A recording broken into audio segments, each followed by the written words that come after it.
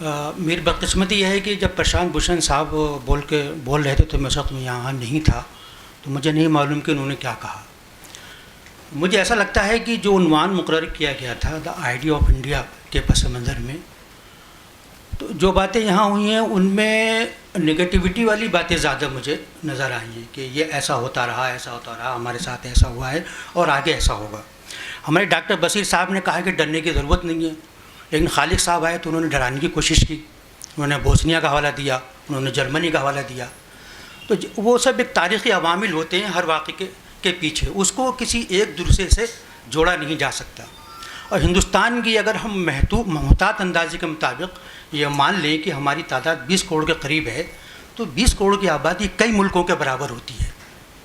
وہ چند لاکھ لوگوں کے ساتھ جو کیا جا سکتا ہے وہ کروڑوں لوگوں کے ساتھ کرنے کے بارے میں بہت کچھ سوچنا پڑتا ہے۔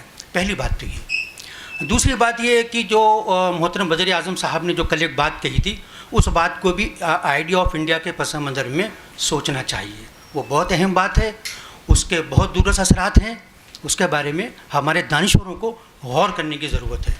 تیسری بات یہ ہے کہ یہاں سے جب اٹھیں تو کم سے کم یہ معلوم ہو کہ ہمیں کرنا کیا ہے، ہمیں کرنا کیا چاہیے، اور ہم کب تک اپنے آپ کو ایک مظلوم کی حیثیت سے پیش کرتے رہیں گے کہ ہم مظلوم ہیں۔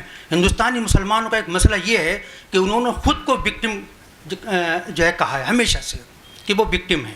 ٹھیک ہے، میں مانتا ہوں کہ وہ وکٹم ہے، لیکن اتنی بڑی آبادی اگر خود کو مظلوم جو ہے کہتی رہے گی تو اس کا یہ بھی تقاضا ہے کہ جو دوسرے مظلوم ہیں وہ ان کا ساتھ دے۔ ایک پرسیپشن یہ ہے کہ مسلمان یہ تو چاہتے ہیں کہ سب ہمارا ساتھ دیں، لیکن وہ دوسرے مظلوموں کا کتنا ساتھ دیتے ہیں یہ ہمیشہ کویشچن مارک ہوتا ہے۔ یہ سوال آج کے ماحول میں کیا جا رہا ہے، جب دلتوں پہ ہوتا ہے، جب قبائلوں پہ ہوتا ہے، تو ہم ان کے ساتھ کتنا کھڑے نظر آتے ہیں جتنا ہم ان کو چاہتے ہیں کہ وہ ہمارے ساتھ کھڑے ہوں۔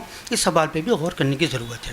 اور ایک آخری بات یہ کہ جو کچھ چل رہا ہے، جو کچھ ہو رہا ہے، یا جو کچھ آگے ہونے والا ہے، ہمیں یہ سوچنا ہے کہ ہم اس کا مقابلہ، اس کا سامنا ایک مسلمان کی حیثیت سے کرنا چاہتے ہیں، ایک ہندوستانی کی حیثیت سے کرنا چاہتے ہیں، یا کرنا چاہیے، یا ہندوستانی مسلم کی حیثیت سے کرنا چاہتے ہیں، یا مسلم ہندوستانی کی حیثیت سے کرنا چاہتے ہیں، جو سید شہاب الدین اصطلاح استعمال کرتے تھے۔ ان اصطلاحوں کا بھی بڑا فرق پڑتا ہے۔